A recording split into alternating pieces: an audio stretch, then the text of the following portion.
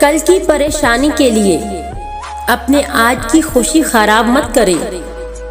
हो सकता है कल वो परेशानी ही ना आए। घड़ी वक्त बताती है और वक्त लोगों की औकात। किसी को कमजोर और हकीर न समझो, क्योंकि रास्ते में छोटा सा पत्थर भी आपको मुंह के बल गिरा सकता है। इससे तो खामोशी बेहतर है कि किसी को दिल की बात कहकर फिर उसको कहा जाए कि किसी को मत कहना। किसी इंसान को दुख देना इतना आसान है जितना समंदर में पत्थर फेंकना। मगर कोई नहीं जानता कि वो पत्थर कितनी गहराई में गया है।